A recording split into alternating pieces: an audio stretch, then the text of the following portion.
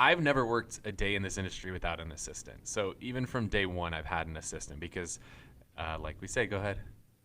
If you don't have an assistant, you are the assistant. Yes. So I've realized this from very, very early on, that there's just that many tasks that happen in this industry that you have to have an assistant. And in all honesty, like most of the people I've heard that don't have an assistant, they say like, I can't afford one. Well, guess what? I'm gonna say that you can't afford not to have one because you're never gonna get to that next level if you keep doing all the dumb shit yourself, like stuffing envelopes and door dropping flyers to people's door. You're never gonna get to that next level to where you actually need the help if you keep trying to do it all yourself.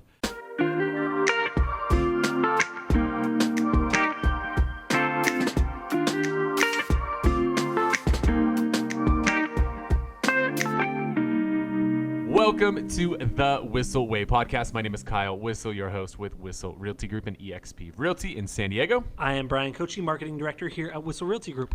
The goal of our show is to give you the tools, techniques, and tactics that you need to go out there and crush it in your business, whether that be real estate, mortgage, or really just any business out there.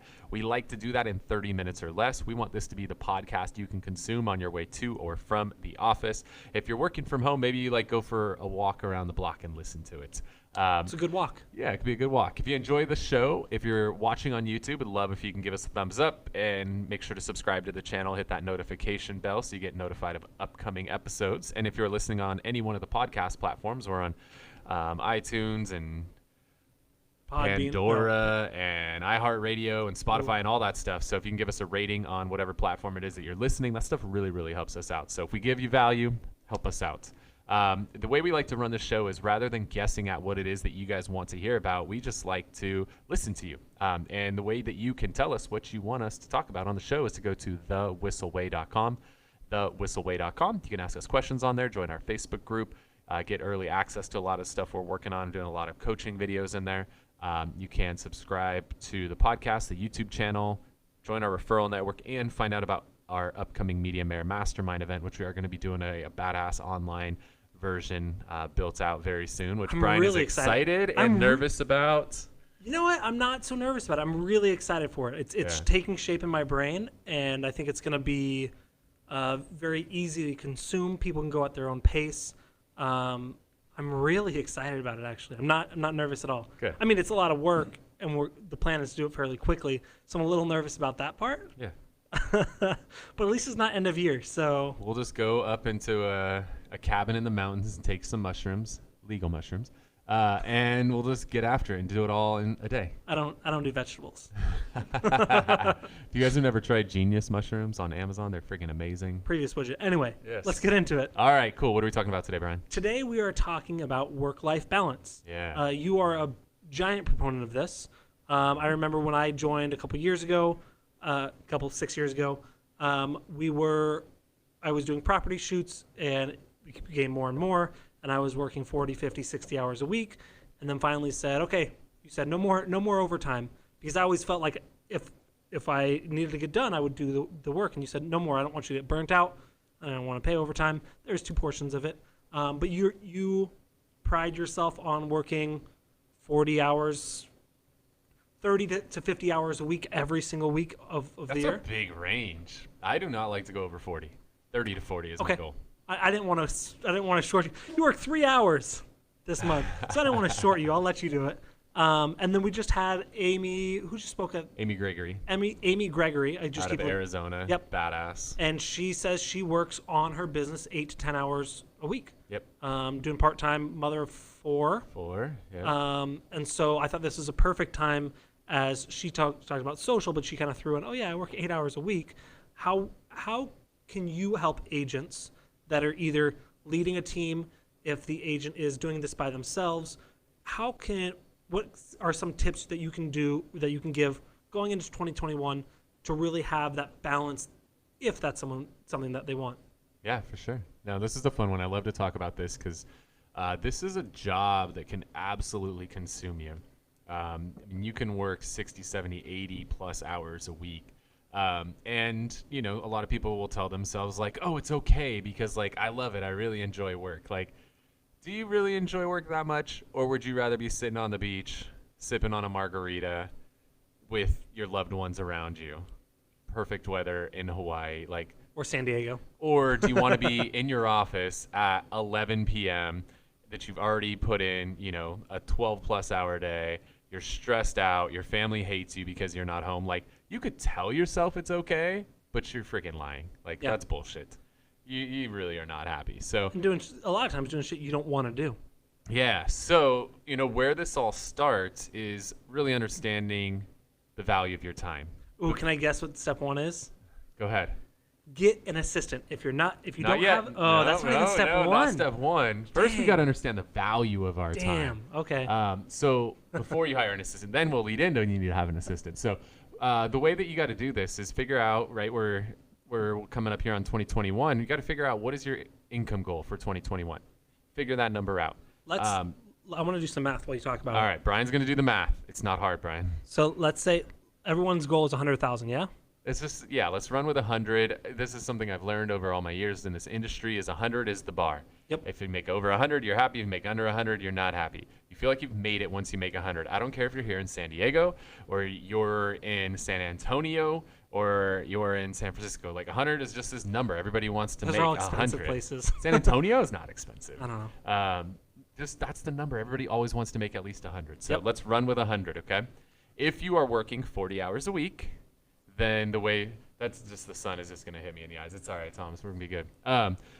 If you're going to work 40 hours a week, that is 2,040 hours, assuming you take no time off. All right. If you take time off for the holidays and maybe take a vacation in there, which is what we're going to lead into, it's really 2,000 hours. So 52 weeks minus 2 times 40, it's 2,000. So we didn't really need a calculator for this, Brian. I thought it was going to get complicated. It's 50. When I get to the 50 round number, I was like, damn, I guess we could have done mental math. It's cool, but I'm glad that That's fine. I mean, proved everybody's it got to worked. have somebody fact checking them. We don't want any fake news. Correct. So we don't need any recounts, right? We're good? Cool. So your time is worth $50 an hour. So you got to understand that. Then the next part is making sure that you're not doing anything that's not a $50 an hour or more task. This is where a lot of people screw up, is they just take it all on themselves. And they end up working 50, 60, 70, 80 hours a week because they just think, I don't have the money to pay somebody, so I'm going to do it myself. I don't want to pay somebody. I could save money. I'll just do it myself. That's part 1. Part 2 is people have issues letting go of control. Yep. And letting go of control is going to cause you to lose control of your life and of your family. So I strongly recommend you figure out how you deal with these two things. So And I would even argue your business, right? Yeah. There are things that you're spectacular at, Kyle, and there are like things shooting photos with my Nikon camera. there are things Chris may call you dog shit at, So, yes. Yeah, you got to understand you're not the best at everything, right? There's nobody. Jeremy in our team used a good analogy earlier today and talked about Henry Ford. Henry Ford was not the best at building a car. He was best at building a process that built the car. And using the right people in the right places and not trying to do everything himself. He wasn't the guy who was putting the tire onto the rim and then mounting the rim onto the car, and building the doors. He didn't do all of that. He built the process that did all of that. So you got to understand you can't do everything. You're not the best at everything. I promise you, you are not an amazing photographer and an amazing interior designer and amazing on the phones and amazing at paperwork and amazing at working with buyers and amazing at working with sellers and amazing at doing all the paperwork that's involved with it and amazing at coordinating everything. Get over that shit. You're not amazing at all of that stuff. Figure out what it is that you're good at and then leverage resources for the rest of it. So you got to, 1, stick to what's in your wheelhouse, and then 2, you got to leverage your time. You should not be doing tasks that are, assuming in this scenario that 100's the number, you shouldn't be doing any tasks that's not worth at least $50 plus an hour. So when you think to yourself I'll just stuff these envelopes, so I don't want to have to hire somebody. They're going to want $15 an hour. I'm going to go I'll go deliver all these flyers to everybody's doors. I don't want to pay somebody to do that, even though I could pay somebody $15 an hour. So you do it yourself. And so in your head, you're thinking to yourself, I'm saving $15 an hour by doing this. But if your time is worth $50 an hour, the net effect is you cost yourself $35. And the caveat I like to, because a lot of times people go, okay, then I'll just hire that out. And then they're sitting on the beach with their family, but that's not worth $50 an hour. It's the negotiations, the that sort of stuff that's worth. It can be, right? So there's True. two ways to look at this, right? I do not have the highest profit margin of anybody out there. I'll be the first to admit it, but I have a shit ton of free time. Considering we run a $6 million+ GCI business, I have a shitload of free time. There's not a lot of people that are running $6 million+ teams that are working less than 40 hours a week. So that's one of your options, is that you can leverage resources and pay other people to do things for you that they can do better than you to buy yourself more time. Yep. So that's one. The other part is, again, you could pay people to do things that are below your pay grade. If your pay grade is $50 an hour, you should not be doing anything that's worth less than $50 an hour. If you could pay somebody $20, they should be doing it. You should not be doing that task. So really managing our time effectively is really the most important part of this thing. So if it needs to be a full-time assistant, cool. If it needs to be a virtual assistant, cool. If there's companies that you can outsource certain things, do not outsource your ISA work. But you can outsource a lot of different things in your business. You can outsource your marketing. You can outsource tons and tons of things. You can outsource people to put open house signs up for you. Or you can open house people to put flyers out. Like, you can open house or outsource a lot of that stuff. And the more and more you get, if you're super techie, you can automate a ton of this shit. Yeah. So using tools like Zapier, we automate so much now using Monday.com to send out emails to agents that it would literally take me 5 or 10 minutes every time I did this, and it was annoying. Now it's just literally a click of a button. It goes out exactly what I want to say every single time. And yeah, it took me 2 hours to set it up, but now it's good forever. Yep. So automation's an easy way where you can still retain control, you can still have it exactly how you want it, but save a shit ton of time and therefore a lot of money moving forward. So automation and delegation, that's really the key to freeing up your time. So then we got that down, right? We understand the value of our time. We're not going to do dumb shit that we could have somebody do for less than what our time is worth. Then the key is building out a schedule and sticking to that schedule. When you build out the schedule, you got to put two things in there first. You got to put your family time in there first, and you got to put your religion time in there second. First. Or second. First or second, right? Well, we can argue this 1A, 1B, depending on your faith and all that. So 1A and 1B, let's just run with that. First and first, as Bryan likes to do. So you got to put those things in there first, and you got to respect those things. You do not want to be the parent or the husband or the wife or the caretaker or whatever that puts work in front of family. You've got to put family stuff in the calendar first, and you've got to put that shit in there in stone. It does not change. If you need somebody to carve in stone, Shannon, our ops director, she will carve with a Sharpie in stone for you. It's got a heavy hand. So you got to put that family stuff in there first. That has to go in there first before anything else. And once it goes in there, it stays in there. You have to respect that family time. It is so damn important. So that could even just be things like lunch with your spouse once a week, that you just decide, you know what, once a week I want to go have lunch with my wife. I literally have in there the days I take my daughter to work or to school. Like, I value taking her to school. I love it. Like, it's our time. If you guys watch my Instagram stories at Kyle Whissel, we're always in the car. We're rocking out. We're singing. We're dancing. Like, we're having a great time. Like, I really value that time with my daughter. So even block things like that, whether it's taking them to school, whether it's picking them up from school, whether it's going to lunch with your family, anything like that, you got to put that stuff in there. The other things you've got to do is you've got to put some vacations in there. It is so damn healthy to get the hell out of town. And especially if you want your business to explode, like, go on vacation. Like, if you ever have no deals, you have nothing going on in your business, go on vacation. And somehow there's this, like, silent alert that goes out to all your clients, like, Kyle's leaving town. I should probably buy a house. Okay. And everybody wants to buy. So then you come back and you have a shitload of business. It's this weird thing. Those of you guys that have been in the game for a while, you know how this works. But you got to actually plan out some vacations. And even if you don't have a destination, which shit right now, can you even make a destination with COVID? Who the hell knows where you're going to be able to go in 6 months from now? Even if you don't have a destination, block it off. Just put vacations in your calendar. I would recommend, like, I have a goal to do 4 every year. I want to do 1 with my wife. I want to do 1 with my family. I want to do 1 with my friends. And I want to do 1 with the guys. Those are the 4. Like, I'm committed to 4 trips a year. So Again, one with just me and my wife, one with my family, one with all my friends, and then one with just the guys. Like, I'm committed to those 4 trips every year. So at the beginning of the year, block that shit off. Like, this is the perfect time, right? Like, we're just coming into 2021 right now. Like, block off 4 trips a year, so that you actually have that in your calendar. It doesn't matter if you have a destination yet. You'll figure it out. Even if that destination is your backyard because you're on lockdown, who cares? But that dedicated time to spending with your family, with your friends, with your spouse, with your, with your boys, with your girls, whatever the case is, like, just get that shit in the calendar. Because if you don't put it in the calendar, guess what you're going to do? You're just going to start booking work shit over top of it.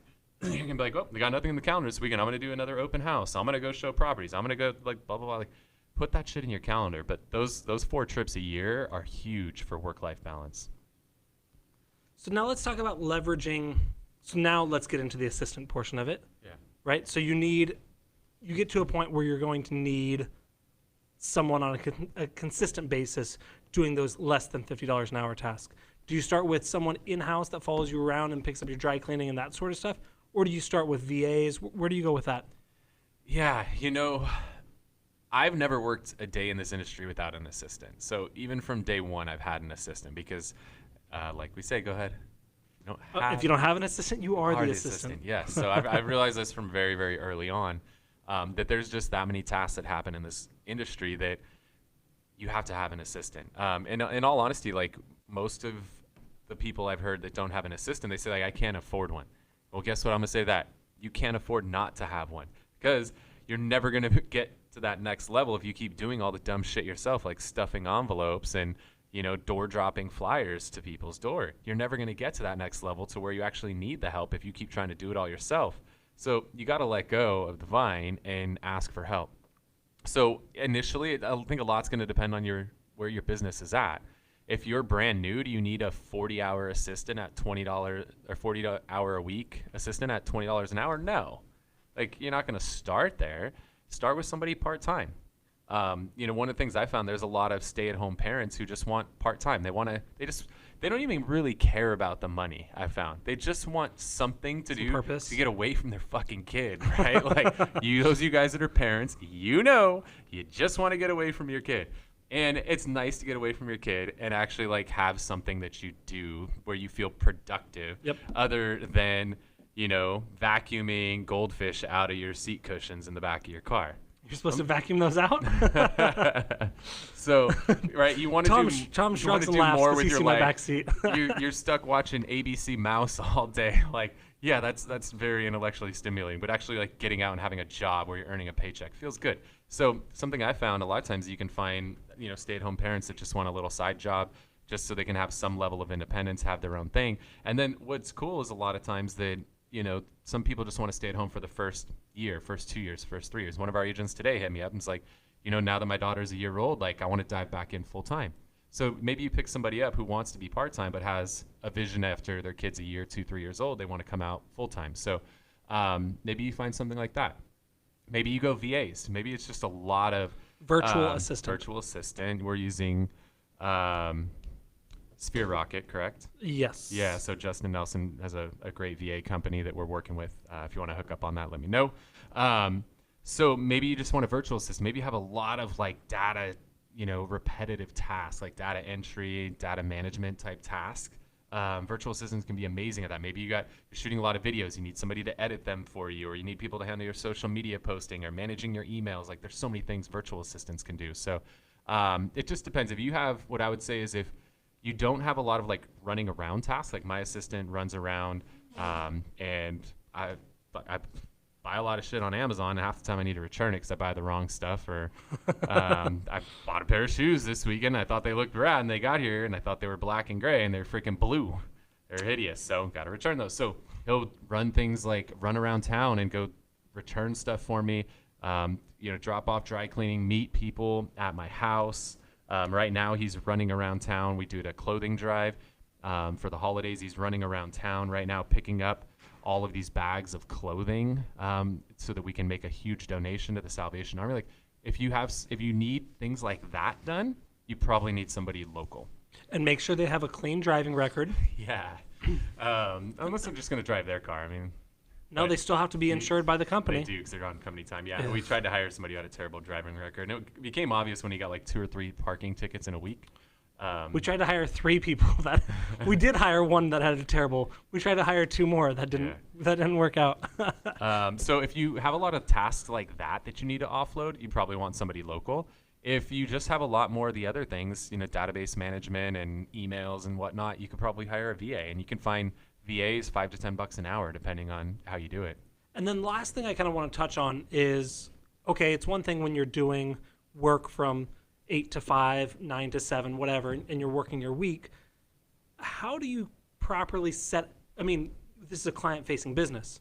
Clients are going to text you at 9:30 at night, at 2 in the morning. How do you?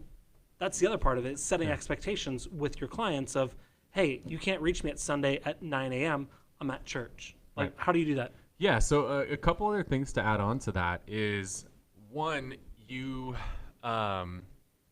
have to set it up with your clients, let them know how your operation runs. You've got to make it abundantly clear to them what you do and what you do not do, so they know who to contact for what. So if they have a question like, I'm having trouble filling out this disclosure form, like I don't get that call, I don't get that text, they know who to talk to. The listing is out of sanitizer and masks. I don't get that phone call because I set all that expectation up front. So there's a big part of setting those expectations up front when you're in town, and especially when you're out of town. So you got to make sure that if you go on vacation, you actually go on fucking vacation. I see people all the time go on vacation, and then they're like posting on social media bragging about working on the beach. Like, no, I want to be drinking a margarita on the beach, not working on the beach. Sometimes in your line of work, that's the same thing. They do have a margarita. They just don't show that in the picture. So you got to set those expectations and boundaries with your clients. And a lot of people are scared to take a vacation because they're worried their clients think that they like don't actually work. Like, you know what happens when you take a vacation? Your client's like, you do that. You work hard. Like, go have a vacation. You deserve it. You'll be surprised. Like, people have this limiting belief their clients are going to freak out when they go out of town. It's like, no, your clients go out of town too. Like, they get it. Yep. You need to get out of town, or you need to just unplug for a little bit. So make sure that you set proper expectations, whether you're in town or out of town. Who's going to cover for you? Because I think that's a huge part of it. And then again, if you have clients who aren't respecting those boundaries, the worst thing you can do is respond to them when they call you or text you at 9:30 at night. Now, like, look, there's shit that happens, and there's fires. Like, legit. I just talked to somebody the other day. There's a fire at a house. Like, okay, maybe I'm going to do something about that at 9:30. But if a client's like, hey, I'm having trouble logging into DocuSign, and they send that at 9:30, like, I'm not going to respond to that shit. I'm going to pin it, right? If you're on iPhone, just pin it up to the top, come back to it tomorrow, or set it to do for yourself so you don't forget. Like, don't respond to it, because the second you respond to it at 9:30 today, they're going to message you at 9:30 p.m. tomorrow and 9:30 the next day. So you just got to, set those boundaries, and your spouse will appreciate you for it. One of the other ones we do a lot, with my wife and I, is that when we're out to dinner, there's no phones. Like, I see couples all the time. They're just sitting there like, what the hell are you, if you're going out to dinner, which, God, I can't wait to go to dinner again, but we go to casinos. You're going out to dinner, like, what the hell are you paying? Like, part of going out to dinner is the experience. Why are you there sitting on your phone the entire time? Like, enjoy that experience, whether it's just you and your spouse or your family. Like, you should not be on your phone when you're at the dinner table. Like, that's a big one. Your spouse hates you for it. They might not tell you they fucking hate you if you're on your phone at the dinner table, especially if you're doing work, because that's straight up telling your spouse at that point and your kids that work is more important than them. Like, when you're at the dinner table, that is that time to be present with whoever's across the table from you, whether it be your kids, your spouse, whoever. So this is a couple other tips. Like, that's a really good little rule to put in place. Cool. And then one more, last one. Nope. When I wake up in the morning, kiss my wife before I touch my phone every morning. Just a little one. Because but it's like I'm 4 in the morning. Does she like that? Or she's like, leave me alone. It is a little bit early, but she deals with it. And if I don't do it, she doesn't know, because she's so sweet. Cool. Well, hopefully you guys got some value out of all of that. If you want to, continue that conversation at all, you can always hit me up on Instagram at Kyle Whissel, or just follow my stories on there. You can get a little glimpse into my life and how we roll. The way we like to close the show out is share something with you we call the Whissel Widget of the Week. This is something we use in our business that either saves us time, makes us more money, or helps us just have more fun. What do you got for us, Brad? My widget is a way to send out mass emails with pretty good deliverability rate and some cool templates to make it actually look good rather than just a plain text email. And this isn't new. This is something we've been using for the last year or so, but I'm enjoying more and more. It's MailChimp. And so we actually, the plan we have 15,000 contacts in there. We have 3 different audiences. So we have one specific for our people in Whissel Realty Group. And the great thing about that is we can send out emails. Koci uses them to send out like weekly, hey, here's what you missed. We have one specific to realtors that are in different parts of the business, either coming onto our group or part of our referral network, inbound or outbound. And then we have the third one, which is our Everything East County. So we can actually break it up very specifically, but then we can send out emails and stay in touch with people really easily in a good looking format. And it has great deliverability rates. Our average open rate for our realtors is 35 to 40%, probably 35. Yeah, that's huge. Yeah. Cool. So yeah, MailChimp. All right. Well, I'm going to go a different direction than what I was going to share. And I want to share something with you that can really, really help you out when we're talking about this work-life balance thing. And it is this little feature on your phone that does not get used enough. But when you're trying to go on vacation and actually detach from the work life, it is this little tiny thing which you just swipe up or down on your phone, depending on how old your iPhone is. And it's an icon that looks like a moon. That is called Do Not Disturb. Do Not Disturb mode on your phone is one of the most valuable features you could have, because here's what happens. If you have your phone on and you're on vacation and it's vibrating, it's ringing, it's distracting you, you're not present, you're totally, paying attention to other things other than being present in the moment with your family, with your friends. So using that Do Not Disturb mode is so valuable to shut that shit off. You don't need to see those texts. You don't need to see those emails. Like, you don't need to see any of that stuff. If you need to, just literally leave your phone at home. Like, I did a vacation one time. I went to Cabo and left my phone. I didn't even bring it down there with me. Like, it was one of the best vacations. Like, I've never been more present ever. When I went on a cruise, we've done 2. The first time we paid for the internet package, and the second time we didn't. And I'm really glad we way didn't. More fun, yeah. Yeah. Yep. I love going to the desert. One of my favorite parts of going out to the desert is the fact my phone doesn't work out there. Yeah. Like, it just doesn't. And the only time, last time we went, it did work, but at like 5 a.m. And then it was dead by like 6 when there's like everybody sleeping, and then you got enough time to, get a couple things done. But when you just shut that phone off, Do Not Disturb mode, or just literally leave your phone, in a drawer at home, that will change the game for you. So use that Do Not Disturb mode.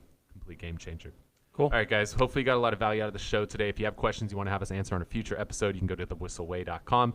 You can also subscribe to the podcast, the YouTube channel, join our referral network, join our Facebook group, and find out about our upcoming Media Mayor Mastermind event, which is an event where Bryan and I unpack everything we've learned over the last 6 years of creating thousands of videos together and put it into a nicely packaged course specifically for you. So thewhisselway.com. Want to thank you guys so much for tuning in to this episode of the Whissel Way Podcast. See you guys next week. Wait. Before you leave, I want to share some more tips and tricks that we're using in our business to take it to that next level. Just click right here. And don't forget to subscribe. Click right here.